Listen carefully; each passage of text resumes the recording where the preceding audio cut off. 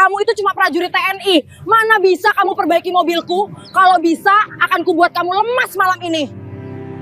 Kamu lihat ini kan? Tanggung jawabmu dong. Jangan cuma berdiri di situ seperti orang bodoh. Assalamualaikum warahmatullahi wabarakatuh. Bayangkan, di tengah terik siang kota kecil di Jawa Timur, seorang bidan janda berdiri di samping mobilnya yang mogok.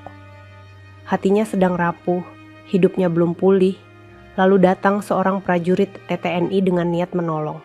Namun bukannya terima kasih, yang keluar justru hinaan yang melukai harga diri seorang lelaki.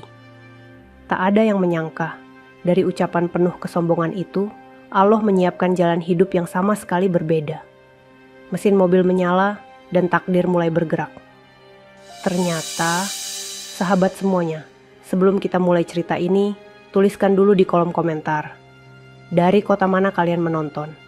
Semoga yang like dan subscribe channel ini dimudahkan segala urusannya, dilapangkan rezekinya, disehatkan badannya, dan dikabulkan semua hajat dunia akhirat oleh Allah Subhanahu wa Ta'ala. Amin ya Rabbal Alamin. Sekarang mari kita mulai ceritanya. Siang itu, matahari berdiri tepat di atas kepala, memantulkan panas yang terasa menusuk kulit. Jalanan kota kecil di Jawa Timur tampak biasa saja. Deretan ruko tua, pohon peneduh yang daunnya mulai jarang, dan lalu lalang motor yang sesekali melintas dengan suara knalpot kasar.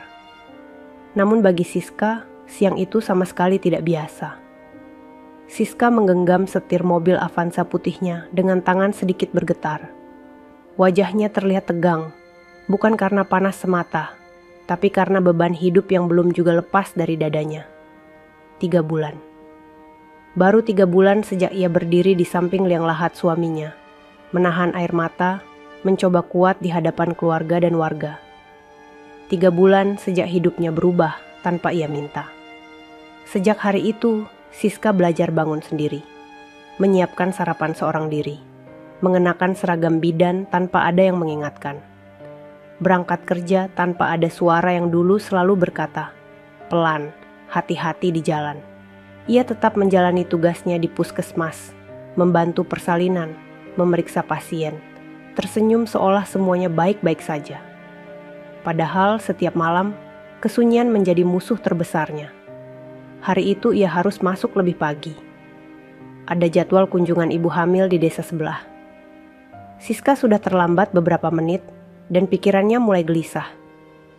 Ia menekan pedal gas sedikit lebih dalam, berharap jalanan lengang memberinya kelonggaran waktu. Namun tiba-tiba mesin mobilnya tersendat. Awalnya hanya getaran halus, lalu suara aneh dari kap depan. Siska mengerutkan kening, mencoba mengurangi gas. Beberapa detik kemudian, mobil itu benar-benar melambat dan berhenti di pinggir jalan. Siska terdiam. Tangannya masih memegang setir, napasnya memburu. Ia menoleh ke panel indikator, lalu mematikan mesin dan menyalakannya kembali. Tidak ada respon. Ia mencoba sekali lagi. Tetap mati. Perasaan kesal langsung naik ke tenggorokan.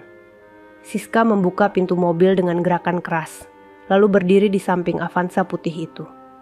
Kap mobil dibuka, tapi yang terlihat hanyalah mesin yang baginya seperti kumpulan besi tak bermakna.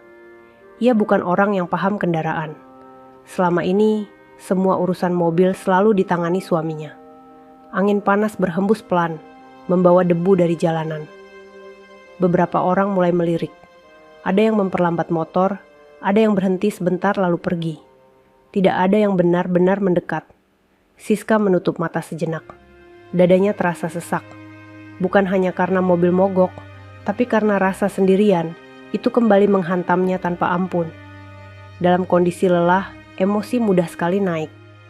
Hatinya yang belum pulih membuat segala hal terasa lebih berat dari seharusnya. Ia melirik jam tangan. Waktu terus berjalan. Di kejauhan, seorang pria berseragam hijau loreng berjalan mendekat. Langkahnya tenang, tubuhnya tegap. Senapan tergantung rapi di depan dadanya, bukan dengan sikap mengancam, melainkan seperti bagian dari kesehariannya. Wajahnya sederhana, kulitnya sawo matang, sorot matanya teduh. Pria itu berhenti beberapa langkah dari Siska. Ia menunduk sedikit, menjaga jarak, lalu berbicara dengan suara sopan. "Bu, mobilnya kenapa? Mogok ya?" Nada suaranya datar, tidak memaksa, tidak sok tahu, hanya menawarkan bantuan. Siska menoleh cepat, matanya langsung menilai dari ujung kepala sampai kaki. Seragam TNI, senjata, wajah asing. Entah kenapa, semua penat yang sejak pagi ia tahan seperti menemukan jalan keluar. Bukannya lega karena ada yang menolong, yang muncul justru rasa jengkel yang tak terkendali. Iya, mogok. Terus kenapa? Jawabnya ketus. Pria itu tidak tersinggung. Ia melirik ke kap mobil yang terbuka. Mungkin saya bisa bantu lihat. Saya dulu... Belum sempat ia menyelesaikan kalimatnya. Siska sudah menyela. Suaranya meninggi, tangannya menunjuk ke arah mesin. "Kamu itu cuma prajurit TNI. Mana bisa kamu perbaiki mobil? Ini bukan urusan latihan atau baris berbaris." Beberapa orang yang tadinya hanya melirik kini berhenti. Suasana mendadak berubah canggung. Pria berseragam itu terdiam. Ia tidak membantah, hanya menarik napas pelan. Siska belum berhenti. Emosinya semakin meluap, bercampur antara kesal, lelah, dan luka lama yang belum sembuh. "Dari tadi juga gak ada yang bisa bantu. Jangan sok bisa deh. Kalau mobilku bisa hidup, ku buat kamu lemas malam ini dan ku jadikan istriku." Kalimat itu meluncur begitu saja. Kasar, sembrono, tanpa dipikir panjang. Seperti panah yang dilepas dari busur kemarahan. Udara terasa membeku. Beberapa orang saling pandang. Ada yang menelan ludah, ada yang menggeleng pelan. Tidak ada yang menyangka ucapan itu keluar dari mulut seorang bidan yang dikenal tegas dan berpendidikan. Pria itu menunduk sebentar. Rahangnya mengeras, tapi matanya tetap tenang. Tidak ada kemarahan yang ditunjukkan, hanya kilatan perih yang cepat ia sembunyikan.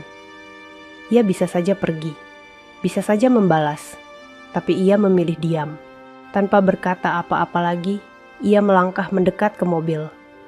Perlahan, dengan gerakan terukur, ia mengamati mesin. Tangannya yang kasar karena latihan, dan tugas lapangan kini menyentuh bagian mesin, dengan penuh kehati-hatian. Siska berdiri di samping, masih dengan napas naik turun. Ia tidak sadar bahwa, di balik diamnya pria itu, ada masa lalu yang sedang bersiap membuka tabirnya. Siang itu, di pinggir jalan kota kecil, luka lama Siska terbuka kembali.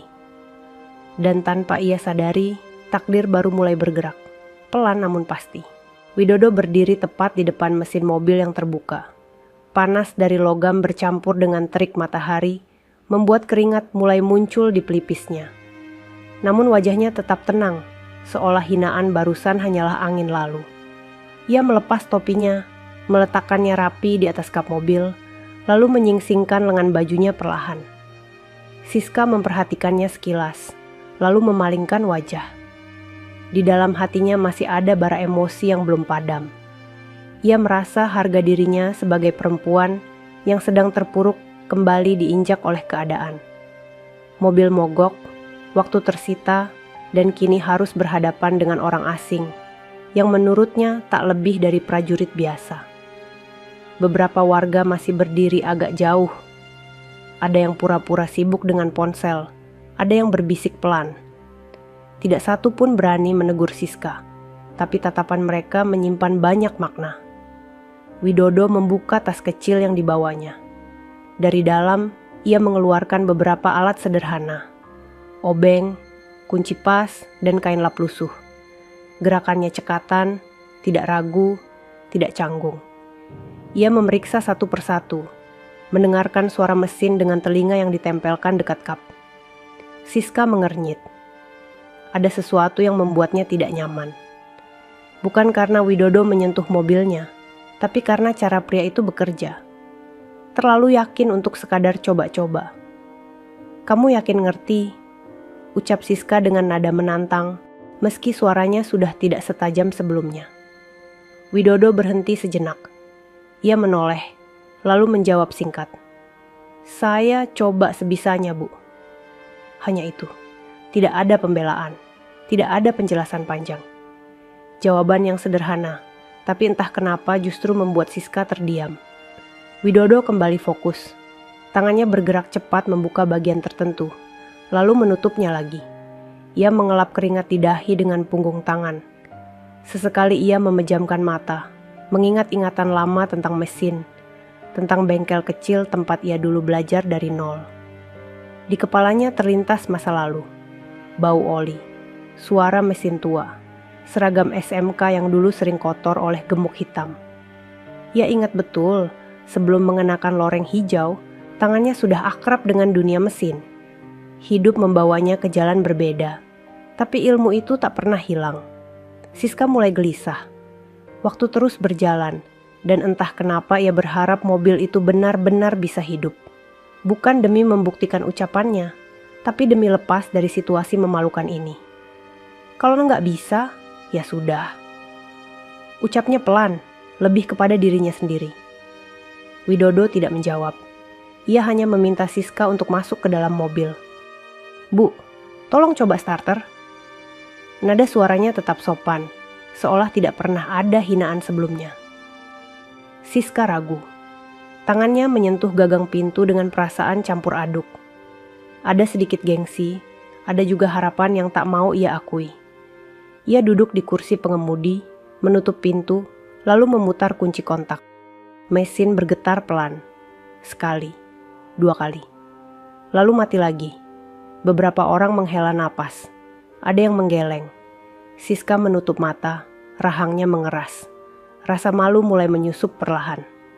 Widodo memberi isyarat agar Siska mencoba sekali lagi setelah ia melakukan satu penyesuaian terakhir. Ia menunduk, memperbaiki posisi kabel, lalu mengetuk ringan bagian mesin. "Sekali lagi, Bu."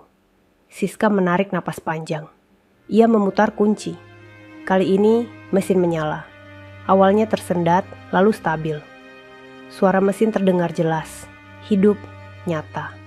Waktu seakan berhenti. Siska membelalakkan mata.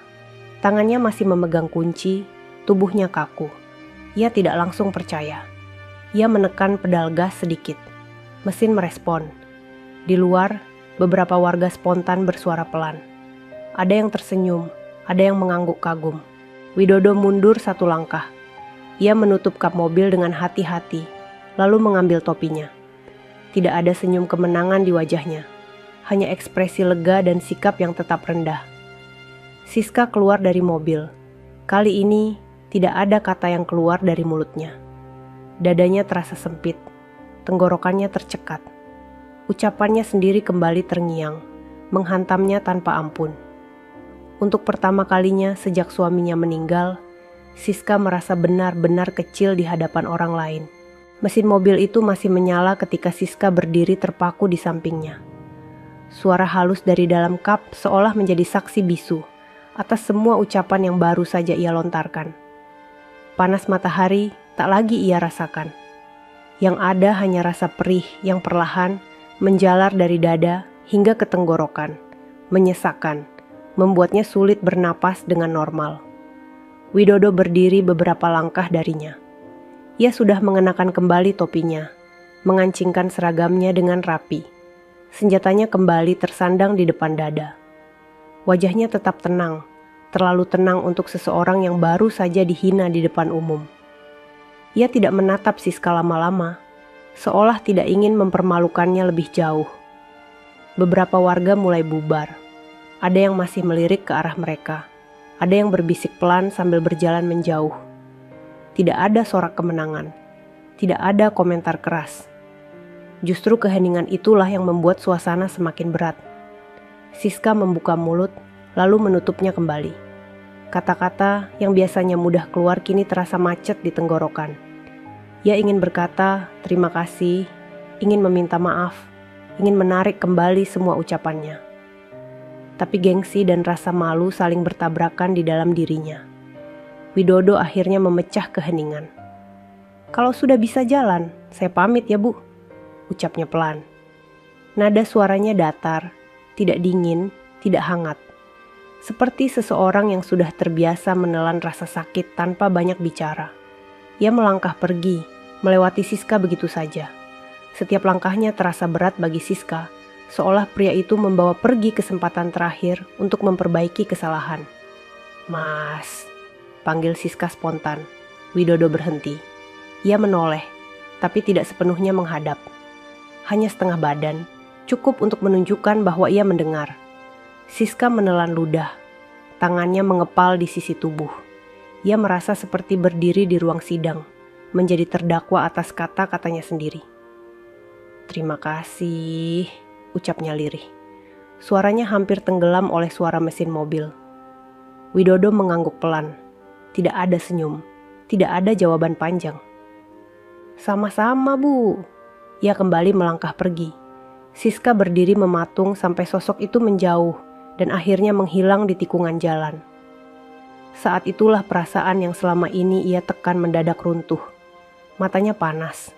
Air mata yang sejak pagi ia tahan, akhirnya jatuh tanpa izin. Ia cepat-cepat masuk ke dalam mobil, menutup pintu rapat, lalu menyandarkan kepala ke setir. Tangisnya pecah, sunyi namun dalam. Bukan hanya karena malu, tapi karena ia sadar telah melukai seseorang yang datang dengan niat baik. Dan lebih dari itu, ia sadar luka di hatinya sendiri telah berubah menjadi senjata yang menyakiti orang lain. Beberapa menit berlalu sebelum Siska mampu menenangkan diri. Ia menghapus air mata, menarik napas panjang, lalu menjalankan mobilnya. Avanza putih itu melaju, meninggalkan lokasi kejadian, namun tidak meninggalkan rasa bersalah yang kini menetap di dadanya. Di sepanjang jalan menuju puskesmas, bayangan Widodo terus muncul di pikirannya.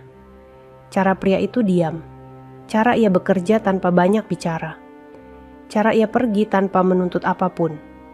Semua itu terasa kontras dengan ucapan sombong yang sempat keluar dari mulutnya. Hari kerja Siska berjalan seperti biasa, namun pikirannya tidak pernah benar-benar hadir. Saat memeriksa pasien, saat menulis laporan, bahkan saat berbicara dengan rekan kerja, hatinya terus kembali ke siang itu. "Bu Siska, tadi kenapa kelihatan capek?" tanya seorang perawat. Siska hanya tersenyum tipis. Biasa, banyak pikiran. Ia tidak mungkin menceritakan apa yang sebenarnya terjadi. Tidak mungkin mengakui bahwa ia baru saja merendahkan seseorang yang tidak pantas diperlakukan seperti itu. Sore hari, ketika ia pulang, kejadian itu kembali terulang di benaknya dengan lebih jelas. Setiap kata, setiap nada, setiap tatapan. Ucapannya sendiri terasa semakin kejam saat diingat ulang. Di sisi lain kota, Widodo duduk di sebuah warung kopi sederhana. Seragamnya sudah ia ganti dengan kaos polos. Senjatanya tersimpan aman di tas. Ia menyesap kopi hitam tanpa gula, memandang kosong ke arah jalan. Beberapa orang mungkin mengira ia sudah melupakan kejadian tadi siang. Tapi sesungguhnya ada bagian dari dirinya yang ikut terluka. Bukan karena hinaan tentang kemampuannya, tapi karena ia tahu rasanya dipandang rendah. Ia pernah berada di posisi itu berkali-kali sebelum menjadi prajurit. Ia teringat masa SMK ketika orang-orang menertawakan mimpinya. Teringat bengkel kecil tempat ia belajar, di mana tangannya lebih sering kotor daripada bersih. Teringat pilihan hidupnya untuk masuk TNI, keputusan yang sering dianggap aneh oleh orang-orang di sekitarnya. Hidup itu memang gak semua orang ngerti. Gumamnya pelan. Ia menghabiskan kopinya, lalu berdiri. Baginya, kejadian siang itu hanyalah satu dari sekian banyak ujian harga diri. Ia memilih melangkah maju, seperti yang selalu ia lakukan. Malam mulai turun ketika Siska sampai di rumah. Rumah itu terasa lebih sunyi dari biasanya. Ia duduk di ruang tamu, memandangi foto suaminya yang tergantung di dinding. Matanya kembali basah. "Aku salah," ucapnya lirih, entah ditujukan pada siapa. Ia tahu, tidak semua kesalahan bisa diperbaiki dengan satu kata maaf. Tapi di dalam hatinya, sebuah tekad mulai tumbuh. Jika Allah masih memberinya kesempatan, ia ingin menebus ucapannya. Entah bagaimana caranya. Malam itu, dua orang yang sama-sama terluka memandang langit dari tempat yang berbeda. Tidak ada yang menyangka pertemuan singkat penuh hinaan itu belum berakhir. Justru disitulah awal dari rangkaian takdir yang lebih besar mulai disusun. Pagi berikutnya datang tanpa memberi waktu bagi Siska untuk benar-benar pulih. Alarm berbunyi seperti biasa, namun tubuhnya terasa lebih berat dari hari-hari sebelumnya. Ia bangun, duduk di tepi ranjang, menatap kosong ke lantai. Bayangan siang kemarin kembali muncul, jelas dan tajam, seolah baru saja terjadi. Siska menarik napas panjang, lalu berdiri. Ia mengenakan seragam bidannya dengan gerakan pelan. Setiap kancing yang ia pasang seperti mengingatkannya pada satu hal yang belum terselesaikan. Bukan soal mobil, bukan soal pekerjaan, tapi soal kata-kata yang terlanjur melukai orang lain. Di dapur, ia menyiapkan teh hangat. Tangannya gemetar ringan saat menuang air panas. Ia mencoba mengalihkan pikiran, namun semakin ia berusaha melupakan, semakin kuat rasa bersalah itu menekan. Saat keluar rumah, Siska melirik Avanza putihnya yang terparkir rapi. Mobil itu baik-baik saja. Mesin hidup normal, tidak ada masalah. Tapi justru itulah yang membuat dadanya kembali sesak. Mesin itu hidup karena tangan seseorang yang ia rendahkan. Dalam perjalanan menuju puskesmas, Siska tidak lagi memacu mobil. Ia mengemudi pelan, membiarkan kendaraan lain mendahuluinya.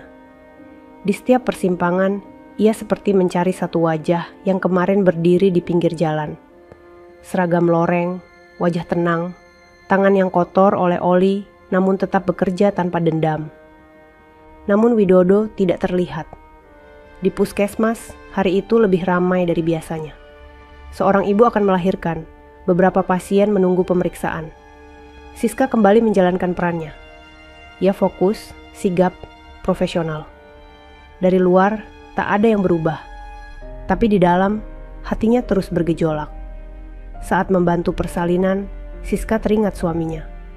Terlintas ingatan tentang hari-hari awal pernikahan mereka, tentang tangan suaminya yang selalu siap menolong tanpa banyak bicara. Ingatan itu bertabrakan dengan bayangan Widodo, membuat perasaan Siska semakin campur aduk. Siang menjelang, dan Siska mengambil jeda sejenak. Ia duduk di bangku luar puskesmas, menatap halaman yang kering. Angin berembus pelan, membawa debu dan daun kering. Ia menghela napas panjang, lalu menutup mata. "Aku harus minta maaf," gumamnya pelan. Keputusan itu datang bukan karena gengsi telah hilang sepenuhnya, tapi karena hatinya tak lagi sanggup menanggung beban ini sendirian. Ia tahu, meminta maaf tidak akan menghapus semua, tapi setidaknya ia berhenti menjadi orang yang pura-pura kuat padahal rapuh. Sore hari, setelah jam kerja selesai, Siska tidak langsung pulang. Ia mengarahkan mobil ke arah kota, ke tempat-tempat yang mungkin sering dilewati prajurit TNI saat cuti. Ia tidak tahu harus kemana, tapi hatinya menuntunnya. Di sisi lain kota, Widodo sedang berada di bengkel kecil milik temannya. Tempat itu tidak besar, hanya bangunan tua dengan pintu besi yang berdecit. Bau oli dan suara logam beradu memenuhi udara. Widodo berdiri di depan sebuah motor tua, tangannya kotor oleh gemuk hitam. Temannya, seorang pria sebaya, melirik sambil tersenyum tipis. "Masih ingat bengkel ya, Do?" katanya. Widodo mengangguk pelan. "Nggak bisa hilang." Tangannya bergerak cekatan, membuka baut, membersihkan bagian yang aus. Setiap gerakan seperti sudah tertanam di ototnya. Di tempat inilah dulu ia belajar tentang sabar, tentang gagal, tentang bangkit lagi. Bengkel ini menyimpan banyak cerita hidupnya. "Lu kenapa sih kemarin kelihatan bengong?" tanya temannya. Widodo berhenti sejenak. Ia mengelap tangan dengan kain lap, lalu duduk di bangku kayu. "Biasa," jawabnya singkat. Ia tidak menceritakan kejadian di jalan, bukan karena ingin menyembunyikan, tapi karena baginya tidak semua luka perlu diumbar. Ada hal-hal yang cukup disimpan sendiri. Sementara itu, Siska akhirnya berhenti di depan sebuah warung kopi kecil yang berada tak jauh dari bengkel itu. Entah kenapa, Hatinya bergetar saat melihat seorang pria berseragam TNI keluar dari dalam bengkel sambil membawa tas. Ia tidak yakin itu Widodo, tapi instingnya berkata lain. Siska memarkir mobilnya di pinggir jalan. Tangannya kembali gemetar. Ia melihat pria itu lebih jelas kini. Wajah yang sama. Sorot mata yang tenang. Seragam yang berbeda, tapi sikapnya tidak berubah. Widodo hendak melangkah pergi ketika menyadari ada mobil Avanza putih yang berhenti tak jauh darinya. Ia mengenali mobil itu seketika. Langkahnya melambat, lalu berhenti. Siska turun dari mobil. Ia berdiri beberapa meter darinya. Tidak ada teriakan, tidak ada tatapan tajam. Hanya seorang perempuan yang kini terlihat jauh lebih tenang, namun rapuh. "Mas Widodo," ucapnya pelan. Widodo menoleh sepenuhnya kali ini. Ia terdiam, tidak terkejut, tapi jelas tidak menyangka. "Iya Bu," jawabnya singkat. Siska menunduk. Kedua tangannya saling menggenggam di depan tubuhnya. Ia menarik napas panjang, seolah mengumpulkan keberanian yang tersisa. "Kemarin, saya salah," katanya, suaranya bergetar. "Ucapan saya keterlaluan, saya nggak punya alasan buat itu." Widodo tidak langsung menjawab. Ia memperhatikan Siska. Wajah perempuan itu terlihat pucat, matanya sedikit sembab. Tidak ada kesombongan yang kemarin. Yang ada hanya kejujuran yang terlambat. "Saya lagi capek sama hidup," lanjut Siska, tanpa menatapnya. Tapi itu bukan alasan buat nyakitin orang lain. Keheningan kembali turun di antara mereka. Suara bengkel terdengar samar dari belakang. Widodo akhirnya bicara. "Saya ngerti Bu. Hanya itu. Tidak ada tuntutan. Tidak ada ceramah." Jawaban yang sederhana, tapi justru membuat dada Siska terasa lebih ringan dan lebih perih sekaligus. "Saya nggak marah," tambah Widodo. "Tapi semoga ke depan kita semua bisa lebih jaga kata." Siska mengangguk cepat. Air matanya jatuh tanpa bisa ditahan. "Terima kasih," ucapnya lirih. Widodo mengangguk pelan. Ia mengangkat tasnya, lalu bersiap pergi. Pertemuan itu singkat. Tidak ada janji, tidak ada kesepakatan. Namun bagi Siska, itu adalah langkah pertama untuk berdamai dengan dirinya sendiri. Dan bagi Widodo, itu hanyalah satu episode kecil dari hidup yang terus berjalan. Mereka berpisah di sore yang tenang, tanpa tahu bahwa tangan kotor yang kemarin bekerja dalam diam sedang disiapkan Allah untuk peran yang jauh lebih besar dalam hidup mereka berdua. Hari-hari setelah pertemuan di depan bengkel berjalan lebih pelan bagi Siska. Ia kembali ke rutinitasnya sebagai bidan, namun ada sesuatu yang berubah di dalam dirinya. Ia menjadi lebih pendiam, lebih hati-hati dalam berbicara, seolah setiap kata kini harus melewati saringan nurani yang lebih ketat. Ucapan Widodo tentang menjaga kata terus terngiang, sederhana namun membekas. Pagi itu, Siska mendapat tugas kunjungan ke desa pinggiran. Jalan menuju ke sana tidak mulus, sebagian berlubang, sebagian lagi berdebu.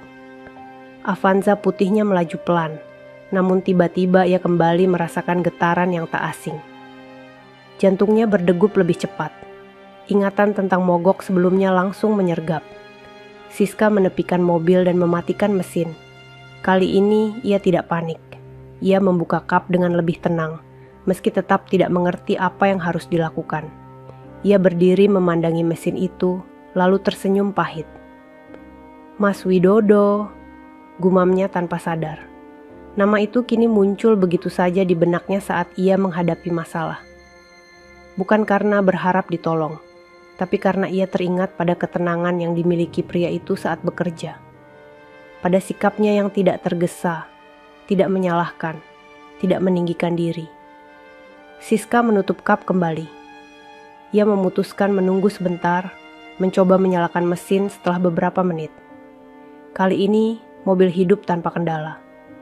Ia menghela napas lega, lalu melanjutkan perjalanan. Di desa tujuan, pekerjaannya berjalan lancar. Seorang ibu melahirkan dengan selamat. Tangis bayi mengisi ruangan kecil itu, membawa kelegaan dan kebahagiaan sederhana.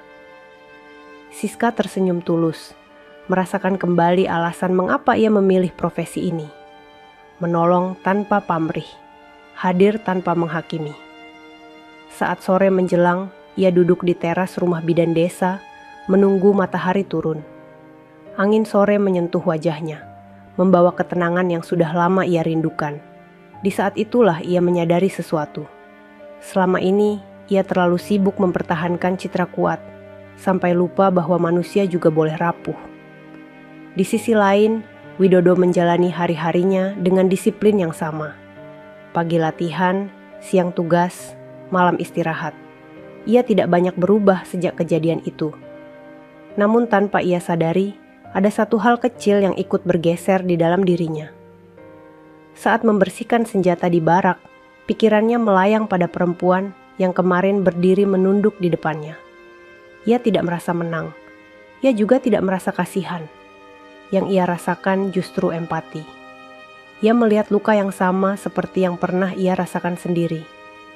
Widodo pernah berada di titik terendah dalam hidupnya. Saat ayahnya meninggal, ia harus berhenti sekolah sementara dan bekerja di bengkel demi membantu ibunya. Ia ingat betul rasa marah pada keadaan, rasa ingin berteriak pada dunia. Tapi bengkel itu mengajarkannya satu hal. Mesin yang rusak tidak bisa diperbaiki dengan emosi. Ia butuh ketenangan dan ketelitian. Malam itu, setelah tugas selesai, Widodo duduk sendirian di beranda barak. Ia menatap langit, memikirkan jalan hidup yang telah ia pilih. Menjadi prajurit bukan berarti meninggalkan masa lalu. Semua pengalaman itu justru membentuknya menjadi pribadi yang lebih utuh. Keesokan harinya, takdir kembali mempertemukan mereka, kali ini dengan cara yang lebih tenang. Siska datang ke sebuah acara kesehatan yang diadakan di lapangan kecamatan. Banyak warga berkumpul. Ada stand pemeriksaan, ada penyuluhan, ada juga pengamanan dari aparat. Di antara prajurit yang bertugas, Siska melihat sosok yang dikenalnya. Widodo berdiri di sisi lapangan, mengatur lalu lintas warga dengan sikap sigap namun ramah. Seragam lorengnya rapi, wajahnya terlihat lebih tegas di bawah terik matahari. Siska terdiam sejenak. Ada rasa gugup yang tidak ia pahami. Ia ragu untuk menyapa, takut mengganggu tugasnya. Namun Widodo lebih dulu melihatnya. Tatapan mereka bertemu, singkat namun jelas. Widodo mengangguk kecil sebagai salam. Tidak lebih. Siska membalas dengan senyum tipis. Dadanya terasa hangat, bukan karena harapan, tapi karena rasa lega. Mereka bisa berada di ruang yang sama tanpa canggung, tanpa beban masa lalu. Acara berlangsung hingga siang. Saat warga mulai bubar, Siska membereskan alat-alatnya. Ia hendak pergi ketika Widodo mendekat, tetap menjaga jarak yang sopan. "Bu Siska," sapanya. Siska menoleh. "Mas Widodo." Ada jeda sejenak sebelum Widodo berbicara lagi. "Mobilnya sekarang gimana? Sudah aman?" Pertanyaan itu sederhana, tapi bagi Siska terasa tulus. Ia mengangguk. "Alhamdulillah, aman." Widodo mengangguk balik. "Kalau ada apa-apa, jangan dipaksa jalan." Nada suaranya datar, tapi perhatian itu nyata. Siska merasakan sesuatu yang berbeda. Tidak ada rasa direndahkan. Tidak ada rasa dihakimi. Hanya kepedulian yang apa adanya. Mereka berdiri sebentar dalam keheningan yang tidak canggung. Angin berhembus membawa suara anak-anak yang tertawa di kejauhan. "Saya dulu juga sering mogok," kata Widodo tiba-tiba. "Mesin ngajarin sabar." Siska tersenyum kecil. "Iya, saya baru belajar." Widodo menatapnya sekilas, lalu tersenyum tipis. Senyum pertama yang benar-benar muncul sejak mereka bertemu. Mereka berpisah tanpa janji, tanpa rencana. Namun sejak hari itu, ada benang halus yang mulai teranyam di antara mereka. Benang yang lahir dari kesalahan, diperkuat oleh kejujuran, dan dijaga oleh sikap saling menghormati. Mesin mobil memang bisa menyala kembali, tapi yang jauh lebih sulit adalah menyalakan hati yang pernah terluka. Dan di antara mereka, proses itu baru saja dimulai. Malam itu hujan turun pelan, membasahi atap rumah Siska dengan irama yang konstan. Ia duduk di ruang tamu, lampu dibiarkan temaram. Teh di cangkirnya sudah dingin, tak tersentuh sejak tadi. Pikirannya kembali berkelana, menelusuri hari-hari yang baru saja terlewati. Ada sesuatu yang mengendap, tenang tapi berat, seperti awan gelap yang tak kunjung menurunkan hujan. Siska menatap foto suaminya. Senyum di bingkai itu masih sama, menenangkan, seolah berkata bahwa hidup harus terus berjalan. Namun justru dari ketenangan itulah penyesalan tumbuh. Ia menyadari, sejak ditinggal pergi, ia kerap memeluk kemarahan sebagai tameng. Ia keras agar tidak runtuh. Ia tegas agar tidak dianggap lemah. Tapi kekerasan itu ternyata melukai, bukan melindungi. Kata-kata di pinggir jalan itu kembali terputar di kepalanya. Kalimat yang tak seharusnya diucapkan. Ia menghela napas panjang, menutup mata, mencoba berdamai dengan rasa bersalah yang menuntut diakui. Penyesalan memang datang terlambat, tapi bukan berarti tak bisa bermakna. Keesokan paginya, Siska menerima kabar dari bisannya. Perempuan itu datang dengan raut wajah tak biasa, lebih lembut dari biasanya. Duduk di kursi ruang tamu, bisannya memandang sekeliling rumah yang sunyi, lalu menarik napas. "Kemarin aku dengar cerita," katanya pelan. Siska terdiam. Ia tahu cerita apa yang dimaksud. Kota kecil menyimpan gema yang panjang. "Katanya kamu marahin prajurit yang nolongin," lanjut bisannya. Nada suaranya tidak menghakimi, justru berhati-hati. Siska mengangguk. "Aku salah." Bisannya menghela napas, lalu menunduk. "Aku juga salah. Waktu itu aku ikut panas, ikut meremehkan. Padahal orang datang nolong." Pengakuan itu membuat dada Siska bergetar. Untuk pertama kalinya, ia tidak sendirian menanggung rasa malu. Ia memandang bisannya, melihat penyesalan yang sama. "Kadang kita lupa," ujar Siska pelan. "Lupa kalau yang datang itu manusia juga." Percakapan itu tidak panjang, tapi cukup untuk membuka satu pintu. Pintu kejujuran yang selama ini tertutup oleh gengsi. Mereka berpisah dengan kesepakatan diam untuk memperbaiki sikap, tanpa janji muluk. Di sisi lain kota, Widodo menjalani latihan pagi dengan fokus penuh. Terik matahari memantul di lapangan. Komando terdengar tegas. Langkah kaki berirama. Disiplin menjadi bahasa yang paling ia pahami. Namun di sela latihan, pikirannya sempat melayang. Ia teringat senyum tipis Siska di lapangan kecamatan. Bukan senyum menggoda, melainkan senyum lega. Seusai latihan, Widodo duduk membersihkan sepatu. Seorang rekan mendekat, duduk di sampingnya. "Lu kelihatan beda akhir-akhir ini," kata rekannya sambil tersenyum. Widodo menoleh. "Beda gimana?"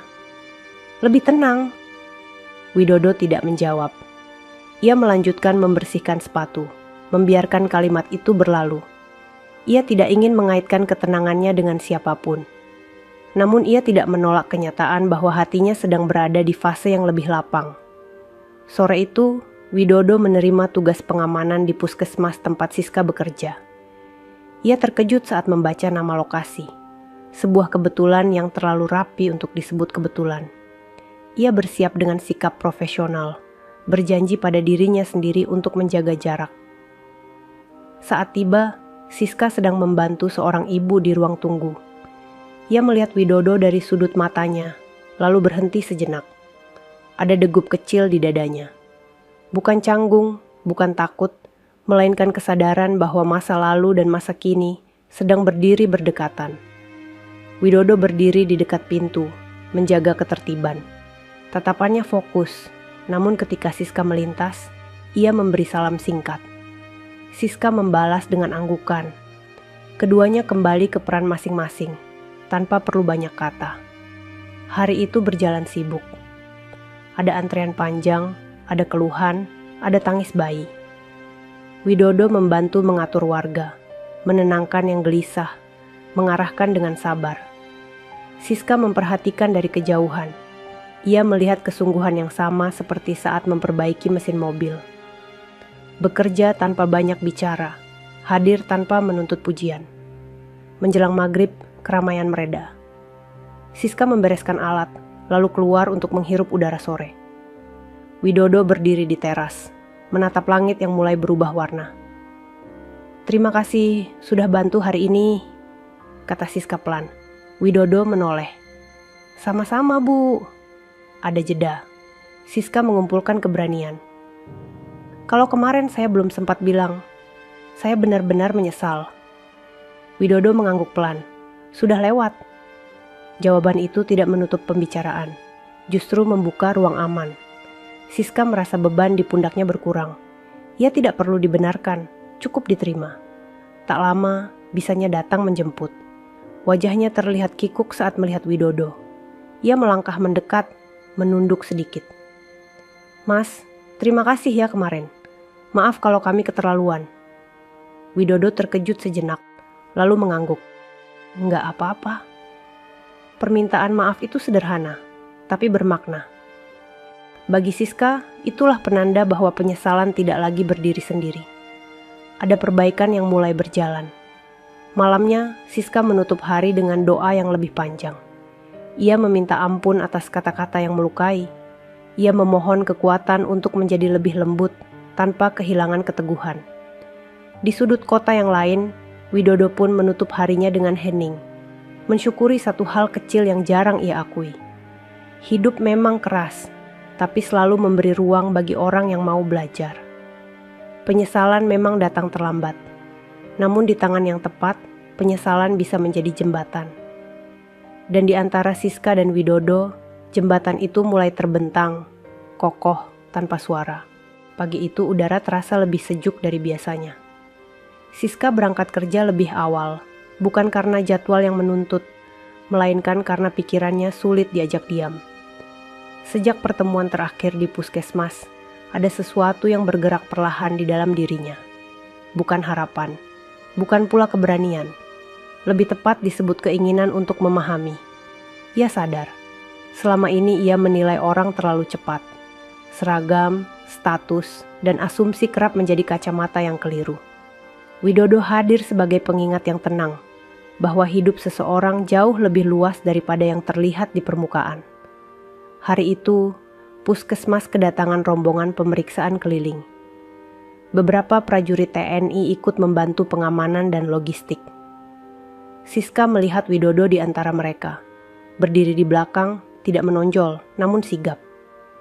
Ia sedang mengangkat kotak obat, menata meja, membantu perawat mengatur alur pasien.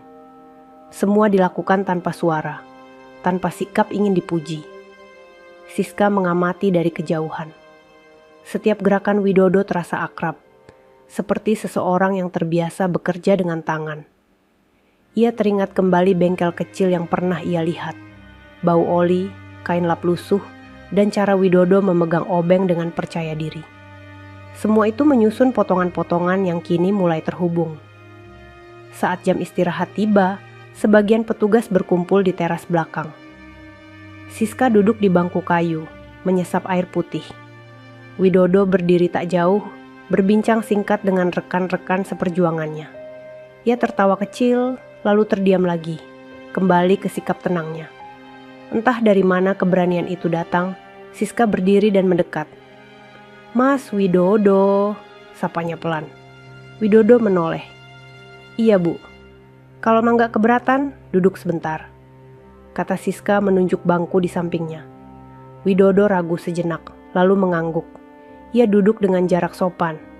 Tidak ada ketegangan, hanya keheningan yang terasa lebih jujur dari banyak percakapan panjang. "Mas dulu belajar mesin dari mana?" tanya Siska akhirnya. Pertanyaan itu keluar begitu saja, tanpa rencana. Widodo menatap ke depan. Angin menggerakkan daun pohon di halaman puskesmas. Ia menarik napas pelan. "Dari bengkel," jawabnya singkat. Siska menunggu. Ia tidak menyela. "Saya lulusan SMK otomotif," lanjut Widodo setelah jeda. "Habis lulus, kerja di bengkel kecil, bantu ibu juga." Nada suaranya datar, tapi ada getaran halus yang tak bisa disembunyikan. Siska bisa merasakan bahwa cerita itu bukan sekadar informasi, melainkan bagian hidup yang pernah berat. "Terus kenapa masuk TNI?" tanya Siska. lebih pelan dari sebelumnya. Widodo tersenyum tipis. Panggilan jiwa. Ia lalu bercerita, pelan namun utuh, tentang ayahnya yang meninggal saat ia masih sekolah, tentang ibunya yang harus berjuang sendiri, tentang bengkel yang mengajarkannya bekerja keras tanpa banyak bicara, tentang keinginannya untuk mengabdi, bukan demi seragam, tapi demi arti hidup yang lebih luas. Saya nggak ninggalin bengkel, katanya. Saya cuma nambah jalan. Siska terdiam. Setiap kata itu seperti mengetuk kesadarannya. Ia teringat ucapannya di pinggir jalan, betapa sempitnya penilaian yang pernah ia lontarkan. Di hadapannya kini duduk seorang lelaki yang hidupnya dibangun dari pilihan sulit, bukan kemudahan. Maaf, ucap Siska tiba-tiba. Widodo menoleh. Kenapa? Karena dulu saya cuma lihat seragam, kata Siska jujur. Saya nggak lihat manusianya. Widodo menggeleng pelan. Semua orang pernah salah lihat.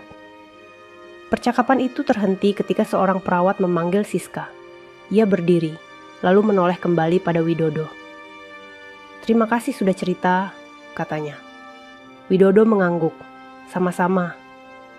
Hari itu berlalu dengan perasaan yang berbeda bagi Siska. Ia bekerja dengan lebih ringan, seolah beban lama yang menempel di dadanya mulai terlepas satu persatu. Menjelang sore, hujan turun lagi, kali ini lebih deras. Langit menggelap cepat, dan beberapa kegiatan harus dihentikan lebih awal. Widodo membantu mengantar beberapa warga yang terjebak hujan. Siska ikut membantu, membagikan payung, memastikan ibu-ibu dan anak-anak aman. Di sela kesibukan itu, mereka beberapa kali bertukar pandang, saling mengangguk tanpa kata. Ada kerjasama yang lahir alami, tanpa diminta. Saat hujan mereda, Widodo bersiap kembali ke barak. Siska berdiri di teras, memperhatikan langkahnya menjauh. Ia menyadari satu hal. Ketertarikannya kini bukan pada kejadian luar biasa, bukan pada janji manis, melainkan pada keteguhan yang sunyi.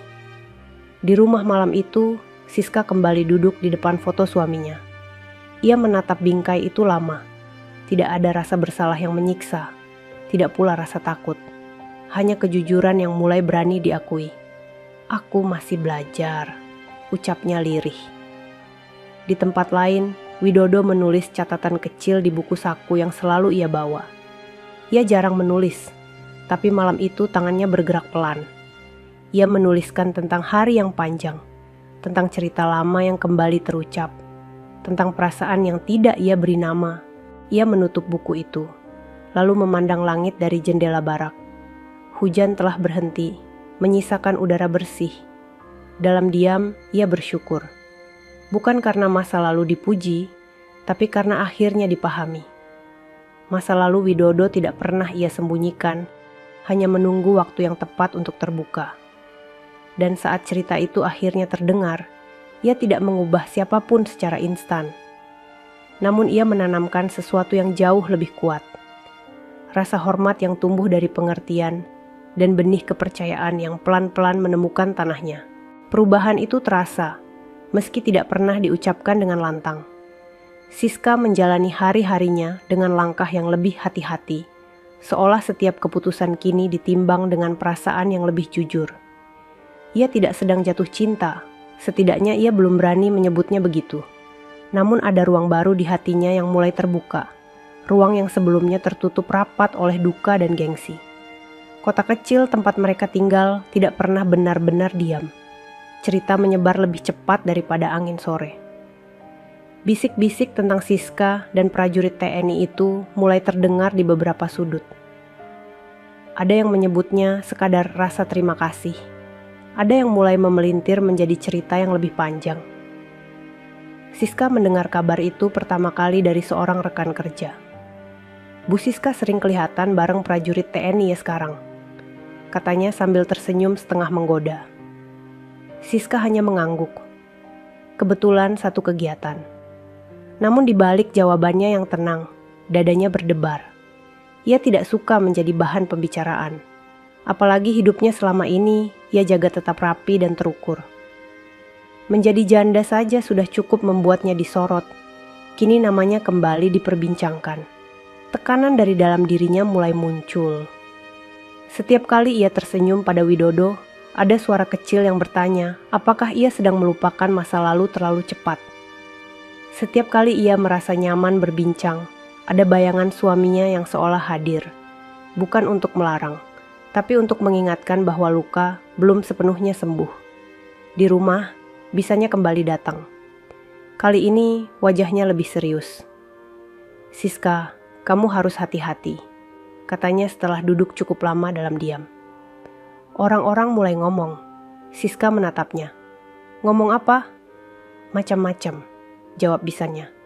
"Kamu janda, dia prajurit, orang bakal nyari celah."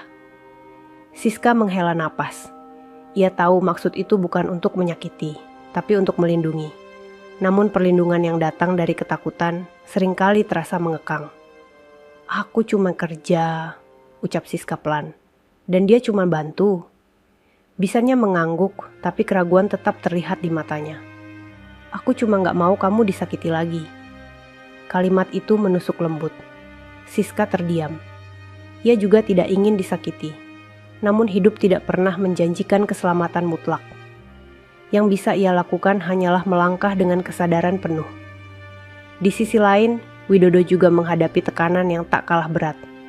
Di barak, beberapa rekan mulai menggoda dengan nada setengah bercanda. "Do, katanya kamu deket sama bidan cantik." Celetuk seseorang. Widodo tersenyum tipis. "Biasa aja."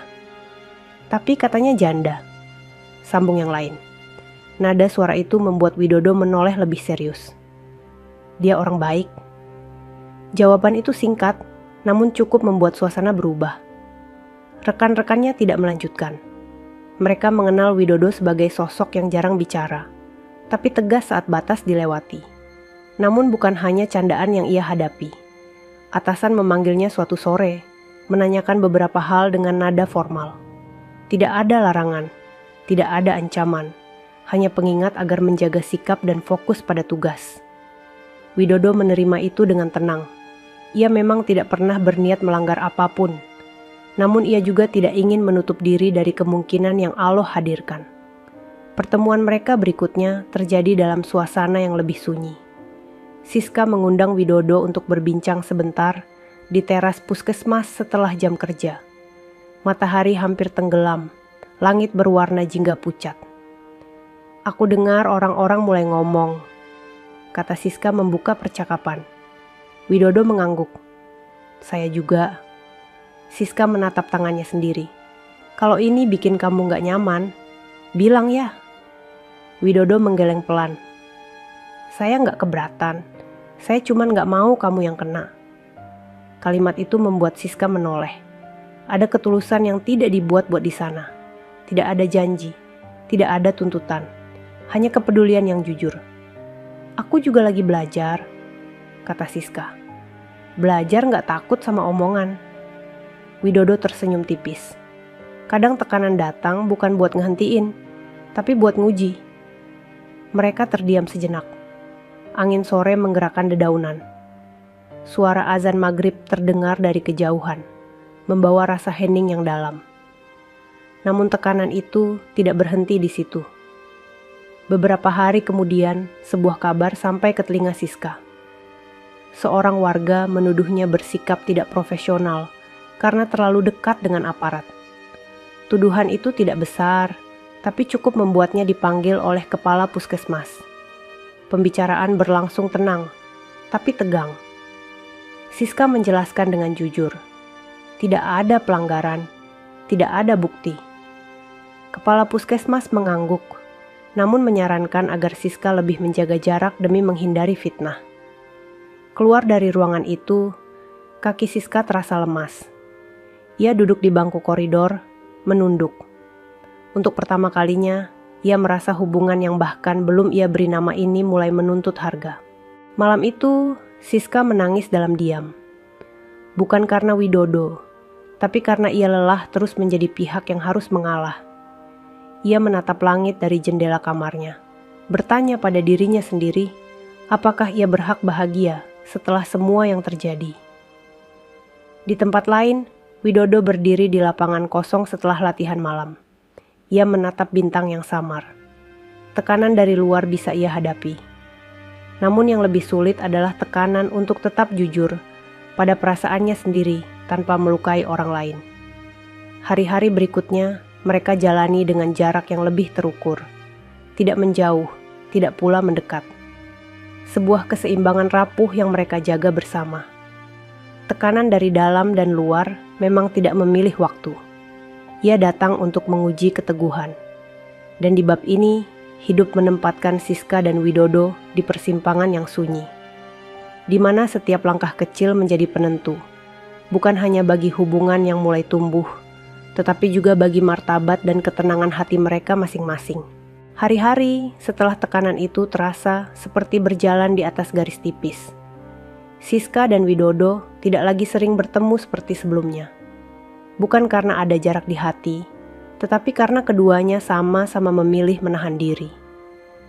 Menjaga, agar tidak ada yang terluka lebih jauh. Siska kembali tenggelam dalam pekerjaannya. Ia datang lebih pagi, pulang lebih sore. Setiap pasien ia layani dengan sepenuh hati, seolah ingin menebus segala kegaduhan yang sempat muncul. Namun di balik profesionalitasnya, ada rasa lelah yang tidak terlihat. Bukan lelah fisik, melainkan lelah batin karena terus dituntut kuat. Di ruang kerjanya, Siska sering terdiam menatap jendela.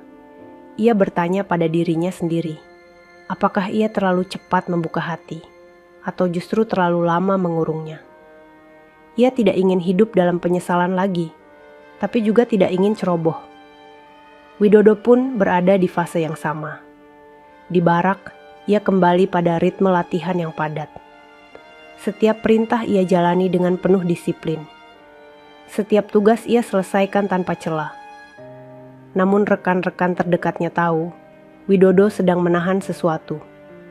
Suatu malam, setelah latihan fisik yang menguras tenaga, Widodo duduk di tepi lapangan. Keringat membasahi kaosnya, napasnya masih berat. Seorang senior mendekat dan duduk di sampingnya. "Kamu kelihatan lagi mikir berat," ujar senior itu. Widodo menatap lurus ke depan. "Biasa." Senior itu tersenyum tipis.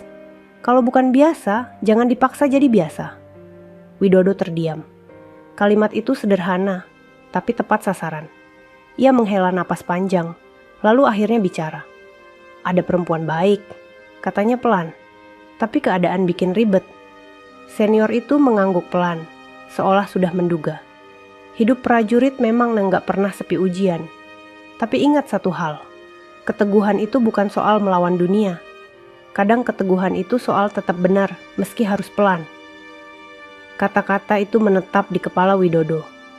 Ia pulang ke barak dengan langkah yang lebih tenang. Malam itu, ia sholat lebih lama dari biasanya. Dalam sujudnya, ia memohon petunjuk. Bukan agar semua menjadi mudah, tapi agar ia tidak salah melangkah. Di sisi lain kota, Siska juga berada dalam doa yang sama. Di ruang tamunya yang sunyi, ia memohon kekuatan untuk jujur pada hatinya tanpa mengkhianati masa lalu. Ia tidak meminta jawaban instan. Ia hanya ingin keyakinan bahwa apapun yang terjadi, ia tidak sedang berlari dari luka. Beberapa hari kemudian, sebuah kejadian kecil mengubah arah segalanya. Seorang ibu hamil yang pernah ditangani Siska mengalami komplikasi mendadak di rumahnya yang berada di daerah pinggiran. Akses jalan sulit dan ambulans terlambat datang. Warga panik. Kabar itu sampai ke pos pengamanan TNI terdekat.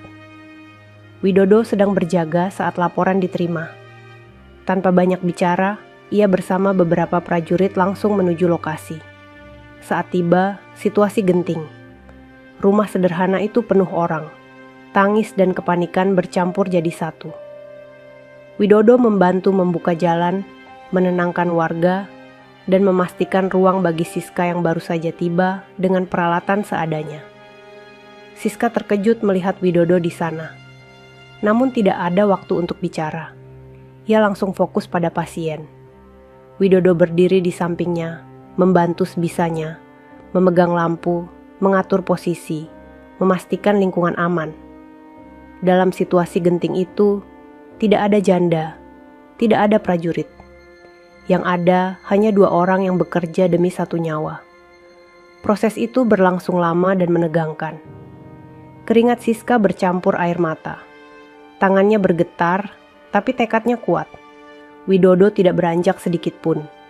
Ia berdiri tegak, menahan kepanikan di sekelilingnya. Akhirnya, tangis bayi terdengar. Suara itu memecah ketegangan. Warga spontan mengucap syukur. Siska terduduk lemas, namun matanya berbinar. Bayi itu selamat, ibunya juga stabil. Widodo menghela napas panjang. Untuk pertama kalinya hari itu, ia tersenyum lebar. Senyum yang tulus, tanpa beban. Siska menoleh ke arahnya. Di mata Widodo, ia melihat keteguhan yang tidak dibuat-buat. Keteguhan yang hadir bukan untuk dipuji, tapi karena memang begitulah ia menjalani hidup. Terima kasih, ucap Siska lirih. Widodo mengangguk. Sama-sama, warga sekitar menyaksikan semuanya. Tidak ada gosip, tidak ada bisik-bisik. Yang ada hanya rasa hormat yang tumbuh perlahan. Banyak yang baru menyadari prajurit itu bukan sekadar seragam, dan bidan itu bukan sekadar janda. Setelah semuanya tenang, Widodo mengantar Siska keluar rumah. Malam sudah turun, lampu rumah menyala redup. Udara dingin menyelimuti mereka. Kamu capek, kata Widodo. Siska tersenyum kecil, tapi hati aku tenang. Mereka berdiri sejenak dalam diam. Tidak ada keraguan, tidak ada tekanan, hanya kehadiran yang jujur. Aku gak mau kamu terus kena imbas karena aku, kata Widodo akhirnya. Kalau kamu mau berhenti, aku ngerti. Siska menatapnya lama. Untuk pertama kalinya, ia tidak menghindar dari perasaan itu. Aku gak mau lari lagi, jawabnya pelan. Aku cuma mau jalan pelan, tapi benar. Widodo mengangguk. Aku juga. Malam itu tidak ada janji, tidak ada pengakuan besar. Namun sesuatu telah berubah. Keteguhan Widodo tidak lagi hanya tentang disiplin dan tugas. Kini ia juga tentang keberanian untuk jujur dan bertanggung jawab. Di titik itu, puncak kejutan mulai mendekat. Karena ketika 2 orang memilih bertahan dengan cara yang benar, takdir biasanya tidak tinggal diam. Pagi itu, Siska terbangun dengan perasaan yang sulit ia jelaskan. Bukan gelisah, bukan pula bahagia. Lebih seperti titik lelah yang akhirnya mencapai dasar. Ia duduk lama di tepi ranjang, menatap cahaya matahari yang masuk lewat celah jendela. Kejadian semalam terus terulang di kepalanya. Suara tangis bayi, kepanikan warga, dan sosok Widodo yang berdiri tegap tanpa ragu. Untuk pertama kalinya sejak suaminya meninggal, Siska merasa ada seseorang yang berdiri bersamanya di saat paling genting, tanpa diminta, tanpa dituntut. Bukan untuk menggantikan siapapun, tetapi untuk hadir apa adanya. Di puskesmas, suasana pagi terasa berbeda. Beberapa warga yang kemarin menyaksikan kejadian itu menyapa Siska dengan senyum tulus. Tidak ada bisik-bisik, tidak ada tatapan curiga. Yang ada hanya rasa hormat yang jujur. Terima kasih ya Bu, kata seorang ibu sambil menggenggam tangan Siska. Kalau nggak ada ibu dan Pak Teni itu, saya nggak tahu gimana jadinya. Siska hanya mengangguk, menahan getaran di dadanya. Ia mulai menyadari kebenaran selalu menemukan jalannya sendiri, meski sempat tertutup prasangka. Namun ketenangan itu tidak berlangsung lama. Menjelang siang, bisanya datang lagi. Kali ini dengan wajah yang jauh lebih tegang. Ia duduk tanpa basa-basi. Siska, kamu dengar belum? Katanya lirih. Dengar apa? Tanya Siska. Orang-orang bilang kamu sengaja deket sama prajurit itu biar kelihatan hebat. Katanya kamu cari pelindung. Kalimat itu menghantam keras. Siska menunduk, jari-jarinya mencengkeram ujung meja. Ia menarik napas dalam-dalam, menahan air mata yang mulai naik. Aku capek, ucapnya pelan. Kenapa hidupku selalu diukur dari omongan orang? Bisanya terdiam. Kali ini ia tidak membantah. Ia melihat sendiri bagaimana Widodo bekerja semalam. Bagaimana warga akhirnya diam. Tapi suara sisa prasangka memang tidak pernah benar-benar hilang. Sore harinya, Widodo dipanggil oleh komandannya. Pembicaraan berlangsung tertutup dan serius. Tidak ada larangan tegas, tetapi ada pertanyaan yang membuat Widodo harus jujur pada dirinya sendiri.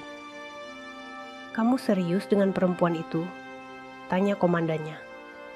Widodo tidak langsung menjawab. Ia menatap lantai sebentar, lalu mengangguk pelan. "Saya serius menjaga sikap, komandan." Jawaban itu membuat komandannya terdiam sesaat. "Kalau serius, datang dengan cara terhormat. Jangan setengah-setengah." Kalimat itu seperti palu yang menghantam tepat di dadanya. Widodo keluar dari ruangan dengan langkah mantap, namun pikirannya penuh. Ia tahu, titik ini tidak bisa lagi ia lewati dengan diam dan menunggu.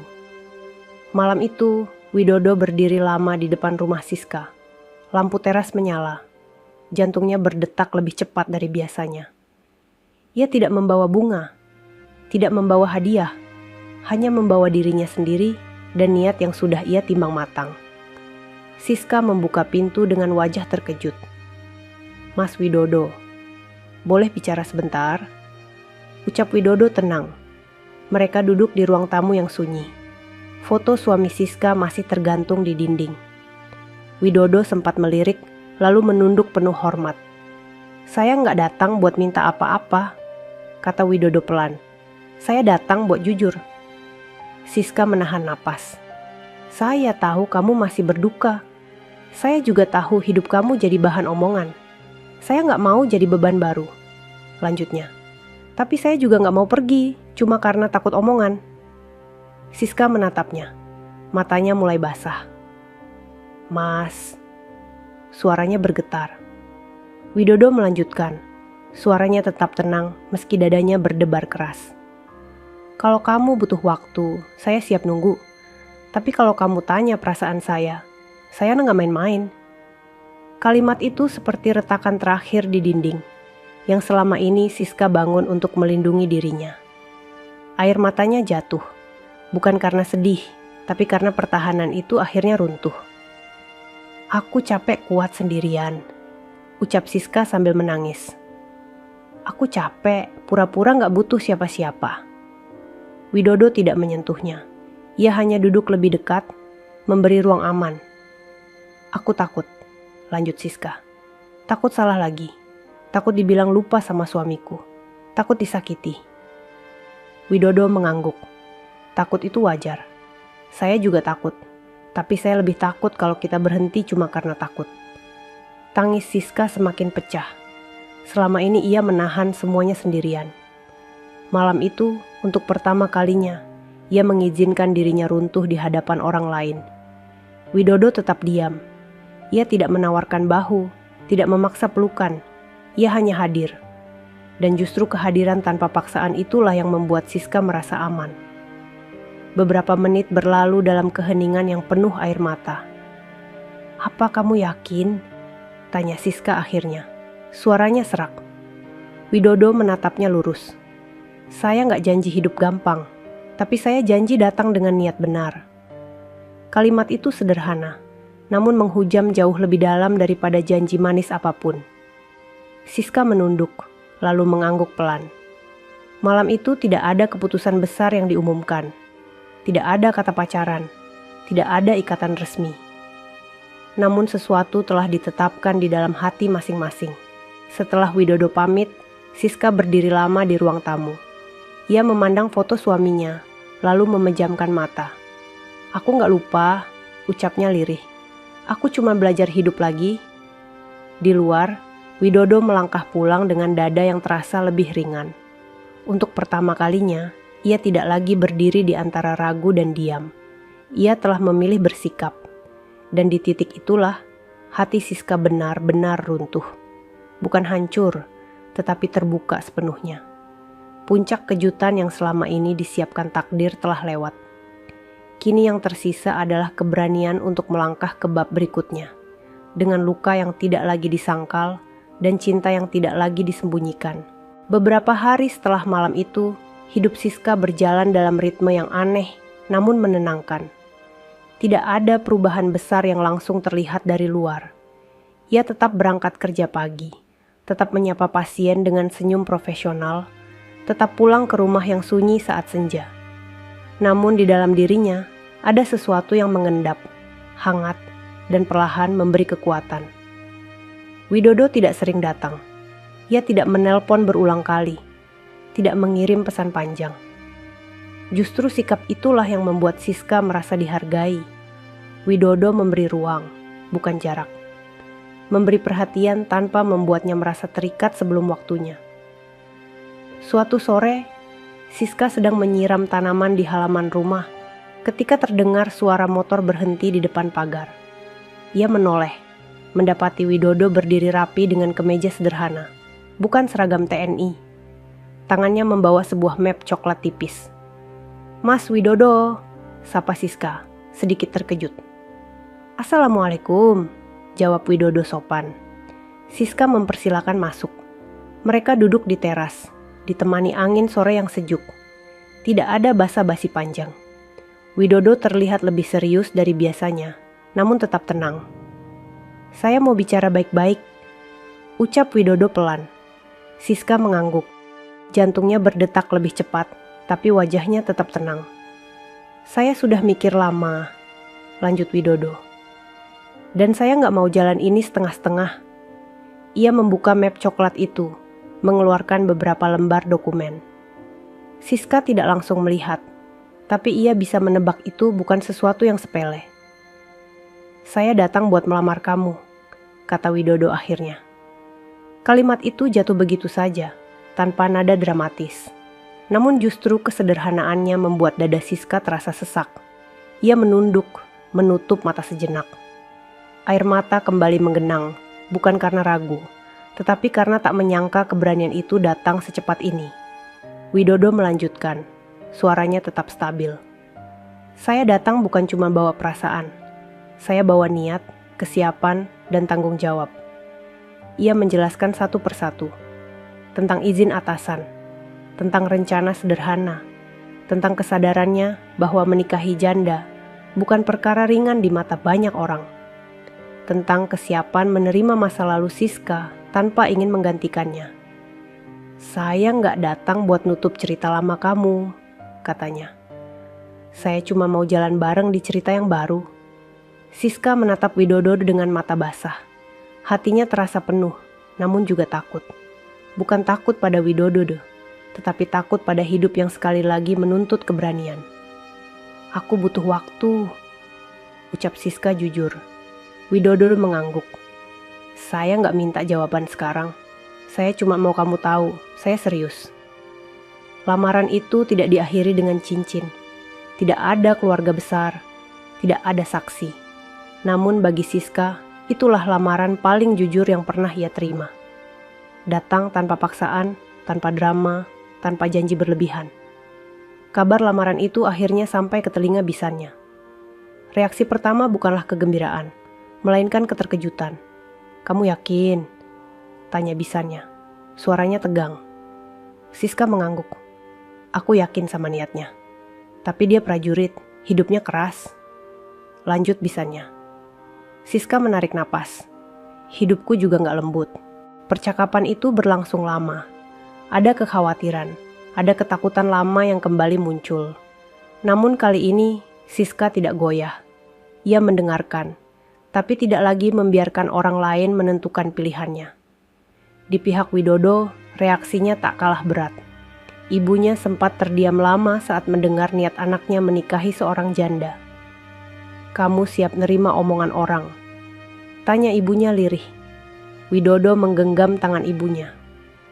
"Kalau saya hidup cuma ngikutin omongan orang, saya nggak akan pernah jadi diri saya sendiri."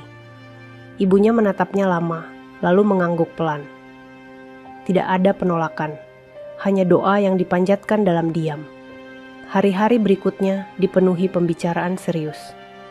Tidak banyak senyum. Tidak ada romantika berlebihan. Yang ada adalah diskusi tentang hidup, tentang luka, tentang harapan.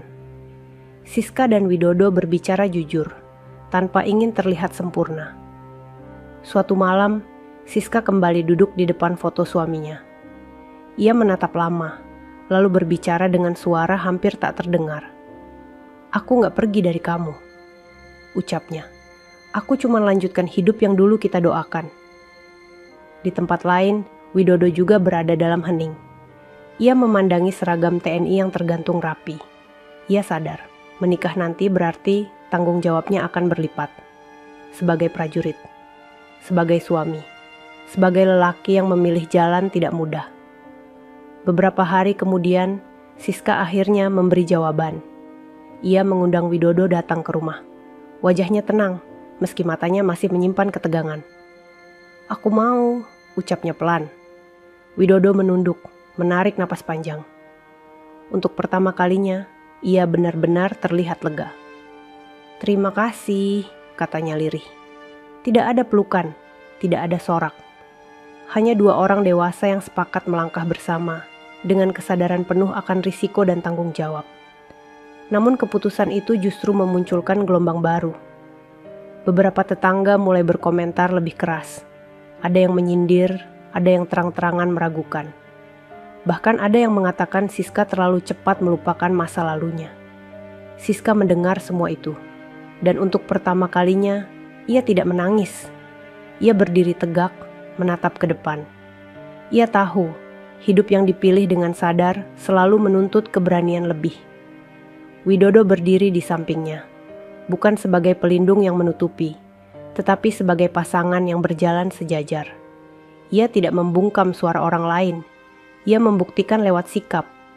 Lamaran itu memang tak disangka banyak orang. Datang dari seorang prajurit yang dulu dihina. Datang untuk seorang bidan janda yang pernah rapuh. Namun justru dari ketidakdugaan itulah, takdir menunjukkan wajah aslinya. Hari pernikahan itu tiba tanpa hiruk-pikuk, yang biasanya menyertai sebuah kabar besar. Tidak ada spanduk ucapan, tidak ada iring-iringan kendaraan, tidak ada musik keras yang menggema. Pagi itu hanya diisi udara yang tenang, dan langkah-langkah kecil yang terasa berat, sekaligus mantap. Siska bangun lebih awal, duduk lama di tepi ranjang, menenangkan napasnya.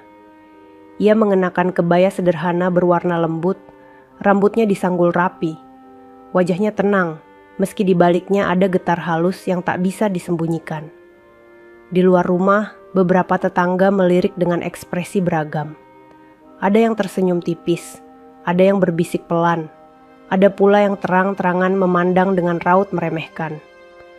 Siska menangkap semua itu, namun kali ini ia tidak menunduk. Ia melangkah pelan, menata langkahnya sendiri. Akad nikah dilangsungkan di rumah, sederhana, dihadiri keluarga dekat dan beberapa saksi. Widodo datang tepat waktu, mengenakan pakaian rapi, wajahnya tenang. Tidak ada senyum berlebihan, tidak ada gaya. Ia berdiri tegak, seolah hari itu adalah sebuah tugas paling penting dalam hidupnya. Di sudut ruangan, ibunya duduk dengan mata berkaca-kaca, menatap anaknya dengan campuran bangga dan cemas. Beberapa bisik terdengar. Ada yang berkata Siska terlalu cepat menikah. Ada yang menyebut Widodo hanya prajurit biasa, tak sepadan dengan profesi Siska. Ada pula yang berani berkata pelan bahwa pernikahan ini tidak akan bertahan lama. Semua itu mengalir seperti angin dingin yang berusaha menyelinap ke sela-sela hati. Namun ketika ijab kabul diucapkan, ruangan itu mendadak hening. Widodo mengucapkan kalimatnya dengan lantang dan mantap, tidak terbata, tidak ragu. Siska mendengar suaranya, dan pada detik itu segala suara lain lenyap. Yang tersisa hanya kesadaran bahwa ia tidak lagi sendiri. Sah, kata itu diucapkan, dan sebuah tarikan napas panjang terdengar dari banyak dada. Ada yang lega, ada yang terkejut, ada pula yang masih menyimpan keraguan. Siska menunduk, air mata jatuh pelan. Bukan karena sedih, tetapi karena beban yang selama ini ia pikul perlahan diturunkan. Usai akad, suasana tetap sederhana. Tidak ada pesta besar, hidangan disajikan secukupnya. Beberapa tamu berpamitan lebih cepat, seolah ingin segera keluar dari peristiwa yang tak sesuai bayangan mereka. Namun ada juga yang bertahan, menyampaikan doa dengan tulus, meski mungkin baru memahami kisah mereka setengah jalan. Bisanya berdiri agak jauh, memperhatikan Siska. Wajahnya masih menyimpan ragu, tapi matanya tidak lagi keras. Ia mendekat, menggenggam tangan Siska. "Jaga diri baik-baik," ucapnya pelan. Siska mengangguk. "Aku belajar." Di sisi lain, Widodo menerima ucapan selamat dari rekan-rekan seperjuangannya, yang datang bergantian. Tidak banyak kata, hanya tepukan bahu dan anggukan hormat. Mereka mengenal Widodo bukan dari cerita, melainkan dari sikap. Dan sikap itulah yang membuat mereka hadir hari itu. Namun di luar rumah, suara sumbang masih ada. Seorang tetangga berkata lantang, "Pernikahan sederhana begini, paling juga cuma sebentar." Kalimat itu terdengar oleh Siska. Ia menoleh sebentar, lalu kembali melangkah. Tidak ada jawaban, tidak ada bantahan. Widodo menangkap tatapan itu, dan tanpa kata, ia berdiri di sisi Siska sejajar. Sore hari, setelah tamu terakhir pulang, rumah kembali sunyi. Siska duduk di ruang tamu, memandang sekeliling. Tidak ada yang berubah secara fisik. Kursi yang sama, dinding yang sama. Foto suaminya yang lama masih tergantung, kini berdampingan dengan figura kecil akad hari ini. Dua cerita hidup yang tidak saling meniadakan. Widodo masuk membawa 2 gelas air. Ia meletakkannya di meja, lalu duduk berhadapan dengan Siska. Keduanya terdiam cukup lama. Keheningan itu tidak canggung, hanya penuh makna. "Kamu capek?" kata Widodo pelan. Siska tersenyum tipis. "Sedikit." Widodo mengangguk. "Kalau ada yang nyakitin hati kamu hari ini, bilang." Siska menatapnya. Ada kejujuran yang membuat dadanya menghangat. Ada yang ngomong, tapi nggak apa-apa. Widodo tidak bertanya lebih jauh. Ia tahu, hari ini bukan tentang melawan suara orang lain, melainkan tentang menjaga satu sama lain. Malam mulai turun. Lampu rumah dinyalakan. Doa dibacakan singkat. Tidak ada perayaan, tidak ada sorotan. Hanya 2 orang yang baru saja membuat janji besar, duduk di ruang yang sama, menyadari bahwa tantangan sesungguhnya baru akan dimulai. Di luar, beberapa tetangga masih membicarakan mereka. Ada yang meremehkan, ada yang menunggu kesalahan pertama. Namun ada juga yang mulai diam, karena menyaksikan sendiri keteguhan yang tidak dibuat-buat. Widodo berdiri, mengajak Siska ke kamar. Langkah mereka pelan. Tidak ada kata manis berlebihan, hanya kesepakatan sunyi untuk saling menjaga. Di dalam kamar, Siska duduk di tepi ranjang. Tangannya sedikit gemetar. Widodo berdiri beberapa langkah darinya, menjaga jarak, memberi ruang. "Kita pelan-pelan," kata Widodo. "Semua." Siska mengangguk. Untuk pertama kalinya, ia merasa aman tanpa harus membuktikan apapun. Pernikahan ini memang diremehkan banyak orang. Dianggap terlalu sederhana, terlalu cepat, terlalu berisiko. Namun bagi Siska, justru kesederhanaan itulah yang menjadi kekuatannya. Di malam itu, tidak ada pembuktian pada dunia. Tidak ada pembelaan. Hanya 2 orang yang memilih memulai hidup baru dengan niat yang jujur, meski tahu jalan di depan tidak akan selalu lurus. Pernikahan yang diremehkan seringkali menjadi panggung bagi keajaiban yang diam-diam. Dan di balik pintu rumah sederhana itu, sebuah keluarga kecil baru saja lahir. Bukan dari kemewahan, melainkan dari keberanian untuk bertahan bersama. Apapun kata orang, hari-hari pertama setelah pernikahan berjalan dalam kesunyian yang padat makna. Siska dan Widodo tidak langsung pindah rumah. Mereka sepakat menata hidup pelan-pelan, memberi waktu pada hati masing-masing untuk menyesuaikan diri. Pagi hari Siska tetap berangkat ke puskesmas, sementara Widodo kembali ke rutinitas dinasnya. Dari luar, hidup mereka tampak biasa saja.